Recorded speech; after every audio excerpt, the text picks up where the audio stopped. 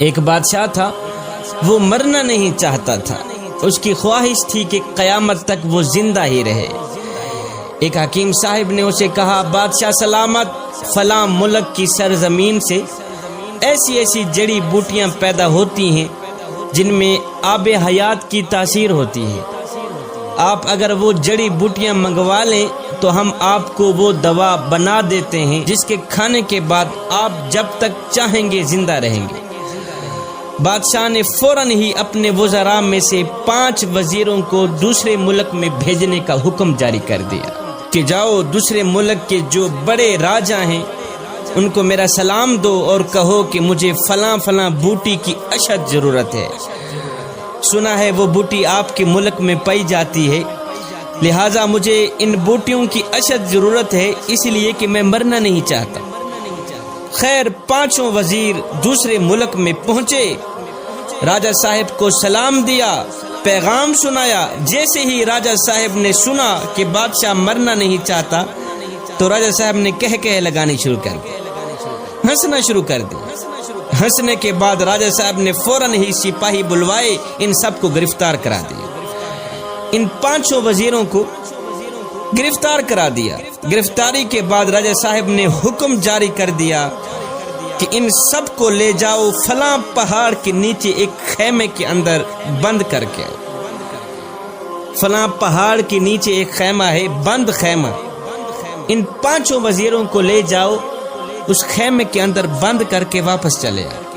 اور ہاں ساتھ میں ان 5 وزیروں کو یہ بھی کہہ دینا کہ جب تک یہ پہاڑ 2 ٹکڑے نہیں ہوتا تم آزاد نہیں ہو۔ جس پہاڑ کے نیچے تم پڑے ہو جب تک یہ پہاڑ 2 ٹکڑے نہیں ہوتا تم آزاد نہیں ہوتے۔ سپاہی ان 5 وزیروں کو لے گئے، پہاڑ کے نیچے خیمے کے اندر بند کر کے واپس چلے آئے۔ اب ان 5 وزیروں کو چاروں طرف موت کے آثار نظر آنے لگے، کھانے پینے کو کچھ نہیں تھا۔ مشکل کی اس گھڑی میں اللہ کے سوا ان کا اور کوئی حامی و ناصر نہیں تھا۔ اب انہوں نے کیا کیا، زمین پر سجدہ ریز ہو گئے، رو رو کر گڑ گڑا کر دعائیں کرنے لگے کہ یا باری تعالی ہم پہ رحم فرما، پہاڑ کے 2 ٹکڑے کر دے تاکہ ہم موت سے بچ جائیں، ہم آزاد ہو جائیں۔ اللہ اکبر۔ سارا دن ساری رات روتے ہی رہے۔ ان کے دن رات رونے کے بعد میرے اللہ کی رحمت جوش میں آئی، میرے اللہ نے ان پر رحم فرمایا، ان کی دعا قبول ہوئی۔ ایک دم زمین ہلنے لگی، زلزلہ آیا، پہاڑ جڑوں سے ہلنے لگا اور پہاڑ کے 2 ٹکڑے ہو گئے۔ اللہ اکبر۔ زلزلہ آیا، پہاڑ کے 2 ٹکڑے ہو گئے، ان کی دعا قبول ہو گئی۔ اب راجہ صاحب نے آرڈر دیا کہ ہماری شرط پوری ہو گئی ہے، پہاڑ کے 2 ٹکڑے ہم چاہتے تھے ہو گئے ہیں، اب جاؤ ان 5 وزیروں کو میرے پاس لے آؤ۔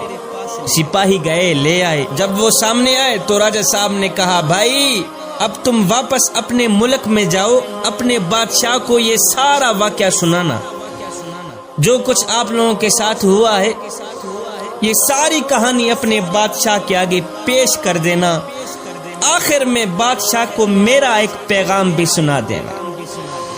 جی راجہ صاحب، کون سا پیغام ہے؟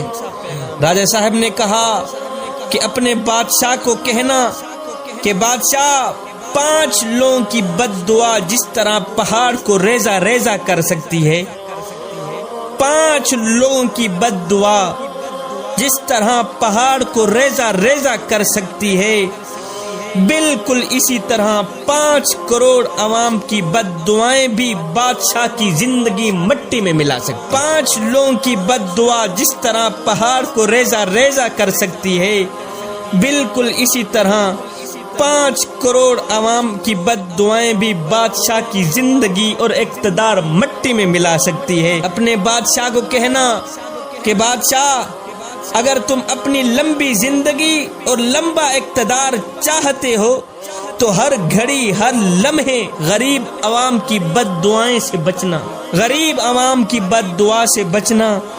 جب تم غریب عوام کی بد دعا سے بچ گئے پھر تمہیں کسی بوٹی دوا کی ضرورت نہیں رہے گی، قیامت تک تیرا ہی چرچا ہوتا رہے گا۔